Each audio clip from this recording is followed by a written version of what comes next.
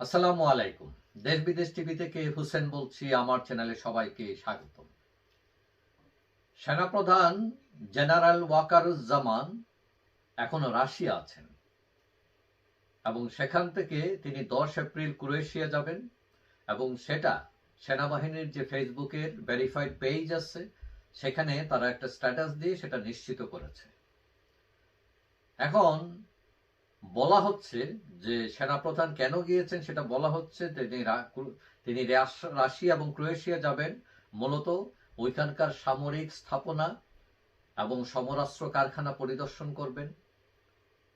তাছাড়াও দ্বিপাক্ষিক উন্নয়ন নিয়ে মত বিনিময় করবেন ওইসব দেশের সেনাবাহিনীর সাথে। এখন আমরা যেটা জানি, মহান স্বাধীনতা যুদ্ধে রাশিয়া আমাদের পক্ষে ছিল, কিন্তু আওয়ামী লীগ পরবর্তীতে সরকারগুলো দেখা যায় অনেকে আমেরিকার দিকে দৌড়াদৌড়ি করতে এবং তারা সংযোগ বাড়ায় আমেরিকার সাথে।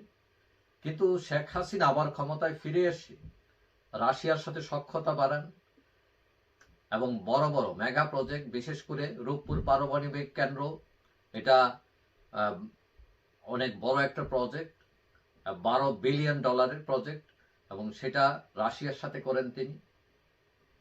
এখন এটা ছাড়াও শেখ হাসিনা তার অভিযোগ করেছিলেন যে তাকে ক্ষমতা থেকে সরাতে চায় আমেরিকা, এবং সেই কথায় বোঝা যাচ্ছিল যে তিনি এবং আওয়ামী লীগ আমেরিকার লবি মেনটেন করেন না, অর্থাৎ তারা রাশিয়ার দিকে তারা ঝুঁকেছিলেন এবং তাদের সখ্যতা ছিল মূলত রাশিয়ার সাথে। এখন ইউনূস সাহেব ক্ষমতায় এসে দেখা গেল যে শেখ হাসিনা যে ভারত এবং রাশিয়ার সাথে যে সখ্যতা ছিল সেখানে থেকে ভারত থেকে অনেকটা ছুটে যান এবং চীন এবং পাকিস্তানের সাথে সখ্যতা বেড়ে যায় এই সরকারের।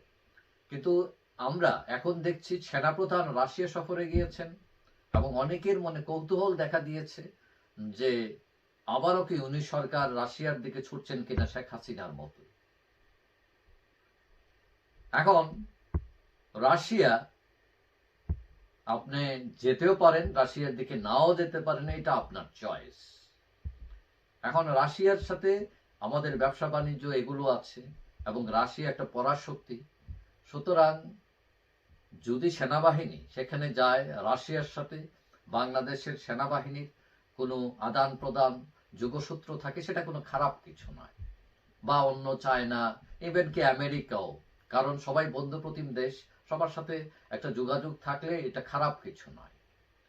তবে আমরা আশা করব যে তার এই সফর সফল হোক এবং বাংলাদেশ উপকৃত হোক সেই সফরে, এবং তিনি 12 এপ্রিল ফিরে আসবেন বলে জানা যায়। যাই হোক, রাশিয়ার সাথে আমার আগেও ঘনিষ্ঠতা ছিল এবং ক্রোয়েশিয়ার সাথে নতুন সম্পর্ক হয়তো স্থাপন হবে এবং দুই দেশের সেনাবাহিনী হয়তো লাভবান হবে তাদের নিজেদের মধ্যে সম্পর্ক উন্নয়ন করে। যাই হোক, সবাই ভালো থাকবেন। আশা করি দেখা হবে অন্য কোনো ভিডিওতে ইনশাআল্লাহ। আল্লাহ হাফেজ।